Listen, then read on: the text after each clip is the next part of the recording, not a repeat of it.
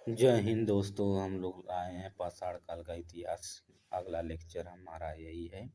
सभी परीक्षाओं के लिए उपयोगी है। समीक्षा अधिकारी, सहायक समीक्षा अधिकारी के लिए यूपीएससी में भी प्रश्नों का संग्रह इसमें किया गया है। सभी परीक्षाओं के लिए पूछा जाएगा, तो प्लीज़ देखिए और तैयारी कीजिए। हमारे चैनल को सब्सक्राइब कर लीजिए। धन्यवाद।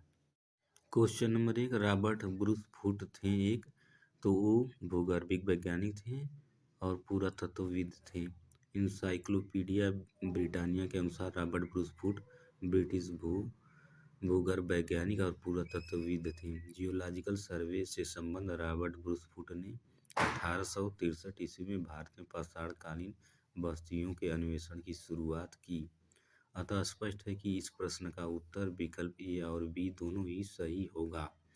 क्वेश्चन नंबर 2 है, कोपेनहेगन संग्रहालय की सामग्री से पाषाण, कांस्य और लौह युग का त्रियुगीय विभाजन किया था, तो थॉमसन जी ने किया था। डेनमार्क के कोपेनहेगन संग्रहालय में 1818 और 1820 में एक आयोग की रिपोर्ट के अनुसार सामग्री के आधार पर पाषाण, कांस्य और लौह युग का त्रिभुजीय विभाजन क्रिश्चियन जर्गेसन थॉमसन ने किया था। यद्यपि थॉमसन ने 1836 ईस्वी में इसी वर्गीकरण के अनुसार संग्रहालय की वस्तुओं का विवरण प्रकाशित किया था। तो ये हमारा 2 क्वेश्चन था पाषाण काल का कंप्लीट होता हुआ। नेक्स्ट क्वेश्चन हम तीसरा भी पढ़ेंगे और चैनल को आप लोग सब्सक्राइब कर लीजिए आर ओ की तैयारी करने के लिए। तो प्लीज़ चैनल को सब्सक्राइब आप लोग कर लीजिए। Please subscribe my channel. Question number 3 है, उत्खनित प्रमाणों के अनुसार पशुपालन का प्रारंभ हुआ था, तो इसका उत्तर आपका डी होगा, मध्य का पाषाण काल में। तो मध्य पाषाण काल के अंतिम चरण में पशुपालन के साक्ष्य प्राप्त होने लगते हैं। ऐसे पशुपालन के साक्ष्य भारत में आदमगढ़, होशंगाबाद मध्य प्रदेश तथा बागौर भीलवाड़ा राजस्थान से मिले हैं। मध्य पाषाणी प्रसंग में पशुपालन के प्रमाण जहाँ मिले वह स्थान है तो आदमगढ़ है। आदमगढ़ होशंगाबाद मध्य प्रदेश में स्थित है। बागौर भीलवाड़ा राजस्थान में स्थित है। तो ये बहुत महत्वपूर्ण प्रश्न की श्रृंखला थी कि उत्खनित प्रमाणों के अनुसार पशुपालन का प्रारंभ कहाँ हुआ था। हर एक पेपर में पूछा जाता है। यूपी पीसीएस मेंस 2006 में पूछा गया था ये क्वेश्चन। तो मध्य पाषाण काल में पशुपालन का साक्ष्य मिलना स्टार्ट हो गया था हमारे भारत में। आर ओ की तैयारी कीजिए। क्वेश्चन नंबर 5 है, निम्नलिखित में से किस स्थल से हड्डी के उपकरण प्राप्त हुए हैं। तो बहुत ही इंपॉर्टेंट क्वेश्चन है। यूपी पीसीएस 2010 में पूछा गया था। तो इसका भी आंसर मदाह से और सराय नहार से होगा। तो मध्य पाषाण कालीन मदाह मध्य प्रदेश के प्रतापगढ़ जिले में स्थित से उत्तर प्रदेश के प्रतापगढ़ में स्थित से बड़ी मात्रा में हड्डी एवं सिंग निर्मित उपकरण प्राप्त हुए हैं। जी.आर. शर्मा मदाह में 3 क्षेत्रों का उल्लेख करते हैं, जो झील क्षेत्र, बूचड़खाना संकुल क्षेत्र एवं कब्रिस्तान निवास क्षेत्र में बटा था। बूचड़खाना संकुल क्षेत्र से ही हड्डी एवं सिंग निर्मित उपकरण एवं आभूषण बड़े पैमाने पर पाए गए हैं। सराय नहार राय से भी अल्प मात्रा में हड्डी के उपकरण मिले हैं। क्वेश्चन नंबर 6 है, हड्डी से निर्मित आभूषण भारत में मध्य पाषाण काल के संदर्भ में प्राप्त हुए हैं। तो वही सराय नहार राय से मदाह से प्राप्त हुए हैं। क्वेश्चन नंबर 7वां है, एक ही कब्र में 3 मानव कंकाल निकले हैं, तो दमदमा से निकले हैं। तो मध्य गंगा घाटी के प्रतापगढ़ जिले में स्थित सराय नहार राय, महदाह तथा दमदमा का उत्खनन हुआ है। दमदमा में लगातार 5 वर्षों तक किए गए उत्खनन के फलस्वरूप पश्चिमी तथा मध्यवर्ती क्षेत्रों से कुल मिलाकर 41 मानव शवाधान ज्ञात हुए हैं। इन शवाधानों में से 5 शवाधान युग्म शवाधान है और एक शवाधान में 3 मानव कंकाल एवं साथ दफनाए हुए मिले हैं। शेष शवाधानों में एक एक कंकाल मिले हैं। क्वेश्चन नंबर 8वां, खदानों की कृषि सर्वप्रथम प्रारंभ हुई थी। खदानों की तो नवपाषाण काल में खदानों का उत्पादन सर्वप्रथम नवपाषाण काल में हुआ। यही वह समय है जब मनुष्य कृषि कर्म से परिचित हुआ था। तो नवपाषाण काल में मनुष्य खदान से परिचित हुआ, यानी कृषि से परिचित हुआ था। क्वेश्चन नंबर 9 है, भारत में मानव का सर्वप्रथम साक्ष्य कहाँ मिलता है। तो उत्तर है आपका शिवालिक पहाड़ियाँ। तो भारत में मानव का सर्वप्रथम साक्ष्य मध्य प्रदेश के पश्चिमी नर्मदा क्षेत्र में अवस्थित हथनौरा होशंगाबाद नामक पुरा स्थल से प्राप्त हुआ। इसकी खोज पुरातत्वविद अरुण सोनकिया द्वारा 5 दिसंबर 1982 में किया गया था। क्वेश्चन नंबर 10वां है, प्रथम मानव जीवाश्म भारत की किस नदी घाटी से प्राप्त हुआ था? तो आपका उत्तर है नर्मदा घाटी से प्राप्त हुआ था। प्रथम मानव जीवाश्म नर्मदा घाटी से प्राप्त हुआ था। नर्मदा नदी कहाँ पर स्थित है? तो उत्तर मध्य प्रदेश में नर्मदा नदी स्थित है। मांडी उत्तर प्रदेश में स्थित है, जो कि यूपीपीसीएस में भी पूछा गया था। मांडी कहाँ का निवास मतलब किस राज्य में पड़ता है? तो उत्तर प्रदेश राज्य में पड़ता है। तो मानव का जीवाश्म प्रथम बार भारत का नर्मदा घाटी में मिला था। धन्यवाद। मानव द्वारा सर्वप्रथम प्रयुक्त अनाज था तो जौ था। तो आधुनिक मानव समाज द्वारा मुख्य रूप से आठ खाद्य अनाजों का उपयोग किया गया। जौ, गेहूँ, चावल, मक्का, बाजरा, सोरगम, राई एवं जई। अनाजों के पौधे विभिन्न क्षेत्रों में जंगली घास के रूप में विद्यमान थे, जिन्हें बीजों के रूप में अलग अलग क्षेत्र में अलग अलग समय पर मानव ने उगाया। वैश्विक दृष्टि से देखा जाए तो सर्वप्रथम जो 8000 ईसा पूर्व के आसपास भूमध्य सागर एवं ईरान के मध्य स्थित पश्चिमी एशिया के देश में मानव द्वारा उगाया गया। बाद में लगभग इन्हीं क्षेत्रों में 8000 ईसा पूर्व के आसपास ही गेहूँ भी उगाए जाने लगा। भारतीय उपमहाद्वीप में कृषि के प्राचीनतम साक्ष्य प्राप्त होते हैं तो लहुरा देव से प्राचीनतम कृषि के साक्ष्य प्राप्त होते हैं। बहुत ही इम्पोर्टेंट था।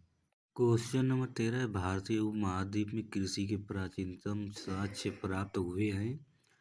तो कृषि के प्राचीनतम साक्ष्य मेहरगढ़ से प्राप्त हुए हैं। क्वेश्चन नंबर 14, भारतीय उपमहाद्वीप में कृषि के प्राचीनतम साक्ष्य कहाँ से प्राप्त हुए हैं? यूपीपीसीएस 2007 में पूछा था, तो मेहरगढ़ से प्राप्त हुए थे।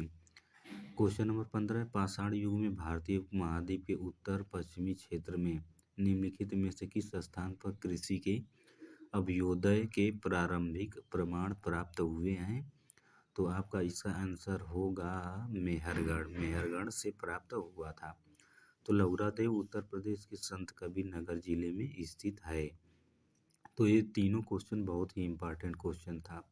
भारतीय उपमहाद्वीप में कृषि के प्राचीनतम साक्ष्य कहाँ से प्राप्त हुए हैं? तो आपको याद रखना चाहिए मेहरगढ़ से प्राप्त हुआ था। यूपीपीसीएस 2007 में ये क्वेश्चन आया था। क्वेश्चन नंबर 17, उस स्थल का नाम बताइए जहाँ से प्राचीन अस्थायी जीवन के प्रमाण मिले हैं।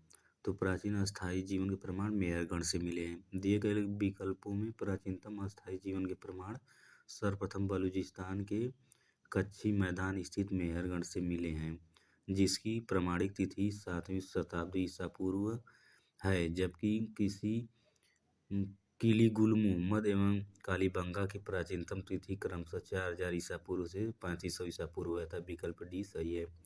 क्वेश्चन नंबर 18, निम्नलिखित में से किन स्थानों से मध्य पाषाण काल में पशुपालन के प्रमाण मिले हैं?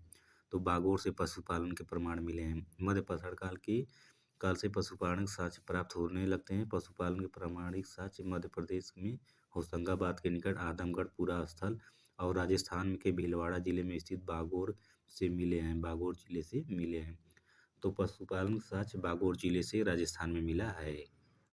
क्वेश्चन नंबर 19 है, निम्नलिखित में से किससे चारकोलिक तिथि युग भी कहा जाता है? तो चारकोलिक युग किसे कहा जाता है? ताम्रपाषाण युग को। ताम्रपाषाण युग को चालकोलिथिक या कलकोलिथिक युग भी कहा जाता है। क्वेश्चन नंबर 20वां, मिलान करना है आहाड़। तो देखिए, आहाड़ दक्षिणी पूर्वी राजस्थान में स्थित एक प्रमुख ताम्रपाषाणी संस्कृति का स्थान है। आहाड़ संस्कृति के लोग मूलतः कृषक एवं पशुपालक थे। वे गेहूं, जौ तथा चावल से परिचित थे। आहाड़ का एक अन्य नाम ताम्रवती तांबा वाला स्थान भी मिलता है, जिससे सूचित होता है कि वहाँ तांबा बहुतायत में उपलब्ध था। यहाँ के निवासी तांबे से मनचाही वस्तुएं तैयार करते थे। धातु का काम आहाड़ वासियों की मूल काम था। क्वेश्चन नंबर 21 है, निम्न में से किस एक पुरा स्थल से पाषाण संस्कृति से लेकर हड़प्पा सभ्यता तक के सांस्कृतिक अवशेष प्राप्त हुए हैं? तो उत्तर बी है मेहरगढ़ से। व्याख्या देखें, बलूचिस्तान पाकिस्तान में स्थित पूरा स्थल मेहरगढ़ से पाषाण संस्कृति से लेकर हड़प्पा सभ्यता तक के सांस्कृतिक अवशेष प्राप्त हुए हैं। क्वेश्चन नंबर 22 है, नौदा टोली का उत्खनन किसने किया था? तो इसका उत्तर सी होगा, एच.डी. सकालिया ने। तो नौदा टोली मध्य प्रदेश का उत्खनन दक्कन कॉलेज पूना के प्रोफेसर एच.डी. सकालिया ने कराया था। यह स्थल इस महाद्वीप का सबसे विस्तृत उत्खनित ताम्रपाषाणी ग्राम स्थल है, जिसकी तिथि ईसा पूर्व 1600 से 1300 के मध्य निर्धारित की गई है। ताम्रवती का मतलब था, तो उत्तर है तांबा वाला स्थान। दूसरा की बात करें, नौदा टोली स्थित है, तो नौदा टोली हमारे मध्य प्रदेश राज्य में स्थित था। तो बहुत ही इम्पोर्टेंट क्वेश्चन था। Question number 21 UP PCS pre 2008 में आया था। Question number 22 UP lower sub inspector pre 2019 में आया था। तो नौदा टोली का उत्खनन किसने किया था? बहुत ही इम्पोर्टेंट क्वेश्चन है। तो नौदा टोली का उत्खनन एच.डी. सकालिया जी ने किया था। तो please subscribe my channel. RO. की तैयारी करने के लिए हमारे चैनल को सब्सक्राइब कीजिए प्लीज़। क्वेश्चन नंबर 23 नौदा टोली किस राज्य में अवस्थित है? तो नौदा टोली हमारा मध्य प्रदेश में स्थित है।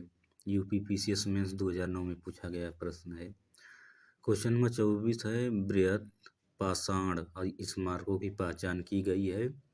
तो आपका उत्तर होगा, मृतक को दफनाने के स्थान के रूप में की गई है इसकी पहचान। यूपी पीसीएस मेंस 2005 में क्वेश्चन आया था। नवपाषाण युगीन दक्षिण भारत में शवों को विभिन्न प्रकार की समाधियों में दफनाने की परंपरा विद्यमान थी। इन समाधियों को, जो विशाल पाषाण खंडों से निर्मित है, बृहत पाषाण या मेगालिथ के नाम से जाना जाता है। इसके विभिन्न प्रकार हैं, जैसे शिम्स्ट समाधि, pit circle, cairn circle, dolmen, umbrella stone, hood stone, करंदराएं, मोहीर। भीमबेटका कहाँ स्थित है? मध्य प्रदेश में भीमबेटका स्थित है। क्वेश्चन नंबर 26 है, भीमबेटका किसके लिए प्रसिद्ध है? तो गुफाओं के शैल चित्र के लिए प्रसिद्ध है। उत्तर ये होगा। तो मध्य प्रदेश के रायसेन जिले में स्थित भीमबेटका प्रागैतिहासिक शैल चित्रकला का श्रेष्ठ उदाहरण है। इन गुफाओं में जीवन के विभिन्न रंगों को पेंटिंग के रूप में उकेरा गया, जिसमें हाथी, सांभर, हिरण आदि के चित्र हैं। अब तक लगभग 700 शरण स्थलियों की पहचान की जा चुकी है, जिसमें 133 में चित्र पाए गए हैं। क्वेश्चन नंबर 27 है, निम्न में से कौन सा स्थल प्रयाग ऐतिहासिक चित्रकला के लिए प्रसिद्ध है? तो आपका भीमबेटका प्रसिद्ध है। चिरंद कहाँ स्थित है? तो चिरंद बिहार में स्थित है। तो भीमबेटका किसके लिए प्रसिद्ध है? बहुत ही इंपॉर्टेंट क्वेश्चन था। एमपी पीसीएस प्री 2004 में आया था। तो गुफाओं के शैल चित्र के लिए भीमबेटका प्रसिद्ध है। चैनल को सब्सक्राइब कर लीजिए, आर.ओ. की तैयारी कीजिए। क्वेश्चन नंबर 28 भीमबेटका की गुफाएं कहाँ स्थित है? तो एमपी पीसीएस प्री 2013 में भी पूछा था, यही क्वेश्चन रिपीटेड है। तो अब्दुल्लागंज रायसेन में है भीमबेटका की गुफाएं यहाँ पे स्थित हैं। क्वेश्चन नंबर 29 है, भारत में किस शिलाश्रय से सर्वाधिक चित्र प्राप्त हुए हैं? तो आपका आंसर है भीमबेटका से। क्वेश्चन नंबर 30 है, निम्नलिखित में किस भारतीय पुरातत्ववेत्ता ने पहली बार भीमबेटका गुफा को देखा और उसके शैल चित्रों को प्रागैतिहासिक महत्व को खोजा? तो बी.एस. वकाकर ने खोजा था। मध्य प्रदेश के रायसेन जिले में स्थित भीमबेटका प्रागैतिहासिक शैल चित्रकला का श्रेष्ठ उदाहरण है। इसकी खोज वर्ष 1957 में बी.एस. वकाकर ने की थी। रायसेन यूनेस्को भीमबेटका शैल चित्रों को विश्व विरासत सूची में शामिल किया गया है। क्वेश्चन नंबर 31 है, भीमबेटका को किसने खोजा था? तो डॉक्टर विष्णुधर वाड़कर ने खोजा था। क्वेश्चन नंबर 32 है, गैरिक मृतभांड पात्र ओसीपी का नामकरण हुआ था? तो हस्तिनापुर में। गंगा यमुना दोआब की सांस्कृतिक परंपरा संभवतः उस संस्कृति के साथ शुरू होती है जिसे अपने अत्यंत विशिष्ट मृतभांड के नमूने के कारण गेरुवर्णी गैरिक मृतभांड संस्कृति कहा गया। वीवी लाल ने वर्ष 1951 में हस्तिनापुर में सर्वप्रथम गैरिक मृदभांड प्राप्त किया था और वहाँ इसका नामकरण हुआ। ताम्र ताम्रवसन काल में महाराष्ट्र के लोग मृतकों के घर के फर्श के नीचे किस तरह रखकर दफनाते थे? तो उत्तर से दक्षिण दिशा में रखकर महाराष्ट्र वाले दफनाते थे। क्वेश्चन नंबर 34 है, निम्नलिखित में से किस स्थल से मानव कंकाल के साथ कुत्ते का कंकाल भी यानी सावधान से प्राप्त हुआ है? तो आपका प्राप्त हुआ है बुर्ज होम से। बहुत ही इंपॉर्टेंट क्वेश्चन था ये। क्वेश्चन नंबर 35 है, निम्नलिखित में से किस स्थान पर मानव के साथ कुत्ते को दफनाए जाने का साक्ष्य मिला है? तो बुर्ज होम से। वही क्वेश्चन दोबारा आया था। क्वेश्चन नंबर 36 है, गर्त आवास के साक्ष्य प्राप्त हुए हैं?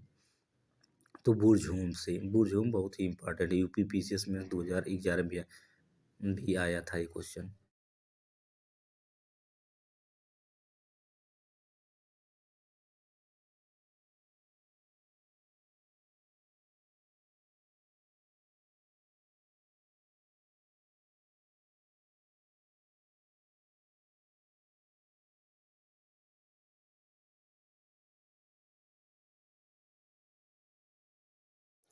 क्वेश्चन नंबर 37 है, निम्नलिखित युग्मों को ध्यान से देखिए कौन सा सही है? तो आपका 2 और 3 सही है। क्वेश्चन नंबर 38, विंध्य क्षेत्र किस शिलाश्रय में सर्वाधिक मानव कंकाल मिले हैं? तो आपका लेखैया से सर्वाधिक कंकाल मिले हैं। गढ़ तो मिलान में देखिए ताम्र कतलियाँ मिली हैं गढ़ेश्वर से, चंद्र केतुनगढ़ से टेराकोटा की कला मिली है। तो IAS 2021 में ये प्रश्न पूछा गया था। क्वेश्चन नंबर 39 है, नीचे 2 कथन दिए गए हैं और एक को अभिलेख A तथा दूसरे को कारण आर कहा गया है। तो अभिकथन है, विंध्य क्षेत्र के पाषाण युगीन लोगों ने नूतन भूतल काल के अंत में गंगा घाटी में प्रव्रजन किया। कारण आ रहा है जलवायु परिवर्तन के कारण इस काल में शुष्कता का चरण था। तो ए और आर दोनों सही है तथा आर ए की सही व्याख्या करता है। क्वेश्चन नंबर 40 है, भारतीय पुरातत्व सर्वेक्षण निम्नलिखित विभागों मंत्रालयों में से किसका संलग्न कार्यालय है? तो सांस्कृतिक का है। भारतीय पुरातत्व सर्वेक्षण संस्कृति मंत्रालय के अधीन एक विभाग है। क्वेश्चन नंबर 41 है, भारतीय पुरातत्व का जनक किसे कहा जाता है? तो अलेक्जेंडर कनिंघम को कहा जाता है। क्वेश्चन नंबर 42 है, राष्ट्रीय मानव संग्रहालय कहाँ पर है? तो आपका भोपाल में है। मालवा संस्कृति अपनी मृदभांडों की उत्कृष्टता के लिए जानी जाती है। तो भारतीय पुरातत्व का जनक किसे कहा जाता है, इसकी व्याख्या देखें। अलेक्जेंडर कनिंघम 1814 से 1893 ईस्वी को एक ब्रिटिश सेनाधिकारी के रूप में बंगाल इंजीनियर्स के साथ काम करने के लिए तैनात किया गया था। उन्हें ही भारतीय पुरातत्व के जनक के रूप में जाना जाता है। हम अगली वीडियो लाएंगे नेक्स्ट वीडियो उसका प्रैक्टिस सेट हम लोग लाएंगे मौर्य साम्राज्य। क्वेश्चन नंबर 25, राख का टीला निम्नलिखित किस नौपाषाणिक स्थल से संबंधित है? तो राख का टीला संगन कल्लू से मिला था। कर्नाटक में मैसूर के पास बेल्लारी जनपद में संगल कन्नू नामक नौपाषाणिक पुरास्थल से राख के टीले प्राप्त हुए हैं। मालवा में चरखे और तकलियाँ मिली हैं। महाराष्ट्र में कपास, सन और सेमल की रुई बने धागे भी मिले हैं। इमाम गांव में माता देवी की प्रतिमा मिली है। महाराष्ट्र में मृतकों को उत्तर दक्षिण की दिशा में रखा जाता था, किंतु दक्षिण भारत में पूर्व पश्चिम दिशा में रखा जाता था। धातु में सबसे पहले तांबा का प्रयोग हुआ था। आग का उपयोग नवपाषाण काल की महत्वपूर्ण उपलब्धि है।